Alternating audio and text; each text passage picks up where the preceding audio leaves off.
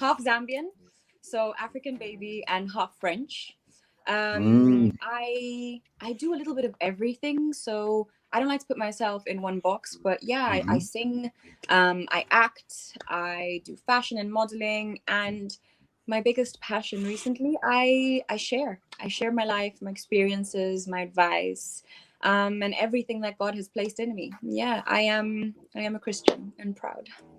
Nice, nice. That's an interesting statement, actually. Not because it's interesting in a weird way, but it's interesting that you affirming your spirituality, and I think that's something that I mean, in the music industry, you tend, especially when we're dealing with mostly appearance related things, there is less of an affirmation of such things. Mm, You'll see people a bit wary of that, but it's good to see they that you're are. affirming yourself. I Did it mean, Was it natural to you, or it came to you in life, experience as you were going through your own experiences? I think my relationship with God obviously started quite young because my mom used to take me to church and stuff like that. But I only built my own relationship with Him maybe Hmm. like 6, 7 years ago when I was going through some stuff in life, and I just said, you know what, God, I want to do this with you. I don't want to do this any other way than your way. And ever since then, it has been the maddest journey. And I wouldn't change it for anything in the world. I can't not say that I love my God and He is everything to me because He's done everything for me. All the healing that I've been through, the way my mind thinks now, the way I view the world, the way I'm able to love people and myself and enjoy my life is only because I spend time with God, and He gracefully teaches me, guides me, heals me, provides for me. Um, Mm. I'm very respectful of everybody's religion, but even the word religion, I find that's where people get scared because they're very afraid that if they're not in line with what the religion says, then they don't get the relationship with God. And that's not the Exactly. case. And I feel like That's people need to be made aware that you're loved unconditionally. That means with no condition, no matter how bad you are, He's waiting for you. and I would understand. However, indeed, you said something that's very true. People gets rather scared when they hear these words, when they hear these kind of like statements, because there's a tendency to fear the idea of having this dogmatic approach to how one is to be running their lives, and there's more of a universal approach to the topic of a God, instead of a God as in a, because we tend to personify God, right? We Yeah. call God a he, Mm. but a lot, there's a massive a movement that calls God a she. Yeah. And or maybe God is just none of the he or the she. It's just God. It's just this entity. It's just this form that's reigning and I guess not even I guess, but controlling and qui régente un petit peu tout ça. That's Ouais. keeping everything in balance. But I I think that it also taps right into the topic we're going to talk about. And before we approach that, I want to know: do you see any of the comments actually on your when you're with us here? Because I think you're talking with us from the phone, but Yeah, no, you're not seeing any comments, right? I can't see any comments now. All right, so I'll read them. No worries, no worries. Well, anyway, Keisha is on. Keisha is saying hello, Nathalie. We have Justin Mundombe. Hola, Nathalie, mi hermosa. Emmanuel Etienne. Bonjour, Nathalie. Eliana Noguera was crossing her hands. I mean, putting her hands together. Amen. So yes, welcome, family. Welcome to MQT. Oh, bonjour, bonjour tout le monde, enchanté. Absolument. Natalie, this is really taking us right into the topic, and we're going to talk about different things. But okay, I have been struck by this video you posted on your Instagram. I reposted it in my stories, and I've seen, interestingly enough, including the wolves that have been following you. Hey, I see you guys. I see you. But I've seen a lot of the ladies that are that are on my page, the musical family, just like woof, going and checking out your page, and commenting and telling me, wow, this girl is literally hitting the nail on the head. You know what I mean? So it's like, yeah, she said it in such a remarkable and fluid way.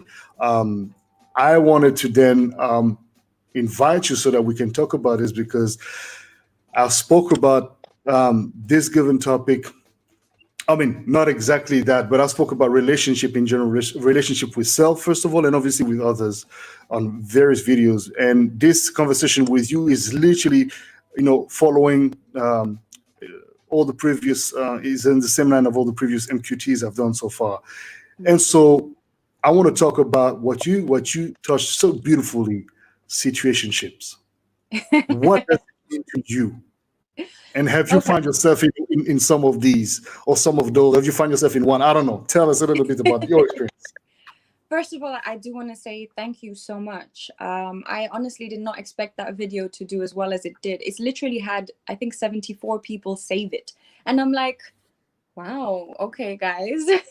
And I'm Beautiful. just really grateful that it reached almost 4,000 people and that they resonated with it, because I feel like the message that's going across about relationships nowadays is not exactly where we should be going if we want healthy relationships. So, yes, I think the first thing that you did mention, situationships, is a big problem that we have now. We're in a time where people are very afraid of commitment, and Mm, they don't realize that it's in committing to one person and growing with them that you get to grow and you get to mm, experience the best of a relationship. All of mm, these half-hearted relationships really have no value other than to confuse you or to just have endless soul ties with people that you don't really have that much in common. I feel like mm, these days people are very, very prone to just being physically attracted to someone and don't take the time first before giving themselves to get to know them, to find out what is your character like, what are you comfortable with doing, are we on the same absolutely. page. And Hmm. that's really, really dangerous, because you end up with someone in the first couple of weeks, it's all fun and games, and then you realize that this person is not someone you match with, but you've connected with them physically. And that's very Mm, hard to disconnect. I have a pastor that I love. His name is Pastor Mike Todd, and he explained this in the most beautiful way. Situationships is usually just for sex, right? And he took two pieces of paper and he put some glue in the mm, middle and he stuck them together. mhm, And he said, every time you have sex, this is mhm, what you're doing. And then when you separate the pieces of paper, there's constantly pieces of this one on this one, and this pieces of this one on that one. And every time you do this, you're losing more and more of yourself to people that never even deserved you or valued you or brought anything to your life that was worth it. I feel mhm, like some people do want commitment, but they get trapped in situationships in the hopes that the person will mm, eventually fall in love with them if they give it enough time. The honest truth is, people know what they're coming from or for when they enter a mm, relationship. They know what they mm, want. We all kind of have mhm, an idea of what we want. And if mm, that person doesn't match your energy, please do not waste your time. You will hurt yourself. And it's also because a lot of these people in situationships, as you said, never took the time to have a relationship with self that is solid enough mhm, to value yourself, to know what you deserve and also what you want, and also to know that you need to take the time to be the person you want to be with before expecting somebody else to match mhm, what you want. mhm, mhm, mhm, mhm, mhm, mhm. You're tapping into something very, very, very, very real, and very important. Taking the time to understand who you're dealing with, who you're about to be mixing your energies with. And it's amazing that, much as you say what you're saying, and people may be very conscious of it and very aware of it, they still unfortunately don't practice what they know or don't No, practice what they preach, because no, it's easier to actually hear yourself talking about it and actually see yourself doing it, right? it's a big difference. There's a big step between the two. And It this is is a why big when step. you asked me earlier, have I experienced that? Yes. Yes, I have. Like a dumbass. This is why I can come to you and speak from a place of somebody who had genuine intentions but found herself in something that she shouldn't have. And because I'm somebody who gives so much of myself, it really broke me and it took a lot out of me. And it really took spending time with God to heal from some of the insecurities that being with someone that doesn't want to commit to you, that someone that doesn't value you or see you for who you are can create. Because you start doubting yourself. Am I not good enough? Am I not attractive enough, intelligent enough, funny enough, wealthy enough? And the truth is, you are enough for the right person. You will always be enough for the right person. And what is the right person? I mean, obviously it's kind of implied in your answer, but how do you, according to your experience now, right? You've been taken for a fool, and look, I've also found myself guilty of doing that, and also victim of that as well.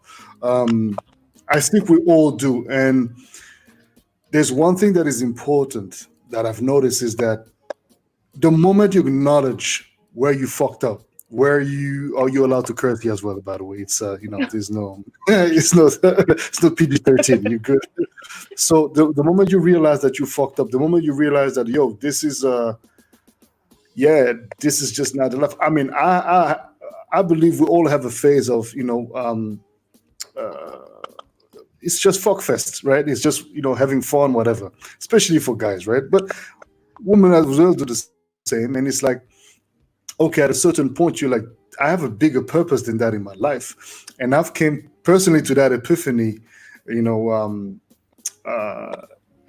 a cost of some really, really, tough, life-changing experiences, and one of them really, I mean, there's a couple of, but one of them that was really, really sealing the whole thing for me was when I got COVID and I almost died.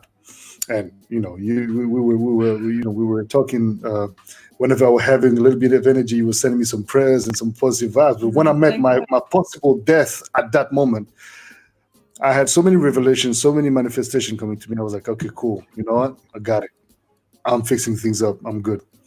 Yeah. I'm moving on to a better version of myself. And I think that this is the thing. This is the thing. It's like, how do you go about once you're aware? How do you go about finding, or is it somebody that you find, or is it that somebody that finds you? And what is the process according to now that you've come to your own epiphany in a way? What do you think is the process?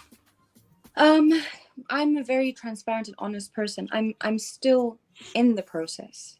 I think it took first accepting that I was in situations that were not right for me, and then learning to love myself more than the people that I was allowing in my life to hurt me. And this is why I stand very firmly on God, because it took me understanding how much God loved me to realize how worthy I was of love, and to really find my identity in the world that we're in. And also coming from a mixed background, completely different parents that are not even together, I had probably a bit of issues figuring out exactly who I was and who I wanted to be. And if you don't have certain amount of certainty in who you are as a person, you bring that into your relationships, and you let the person you love determine who you are, and your value. And that's where for me things became a bit dodgy, and I had to lean into God. I think that I've been single long enough now to get to this point. Too many people are afraid of being alone. Please don't be afraid of being alone. Being single is not a disease. It is actually the perfect time for God to speak to you. If you are occupied in relationships all the time, he never has your attention. He never has enough time to really remove all the things in you that are hurting you, that are hindering you from being who you were created to be, because you're constantly focused on another person. I'm somebody, as I said, that when I'm in love, I give 100%. So God knew that, okay, I need you to be away for me to fix you first. And I had to be comfortable with that. Was it easy? Absolutely not. I had moments where I cried and I was like, God, I can't anymore. You need to send him now. But because I was not willing to be with somebody who was not right for me, I didn't go looking for it. And even when some people tried or offered, I was like, you know what? I'm not ready yet. I'm not ready. And I feel like God will also hold back until he feels like you're strong enough. Like he loves you. He doesn't want to see you hurt.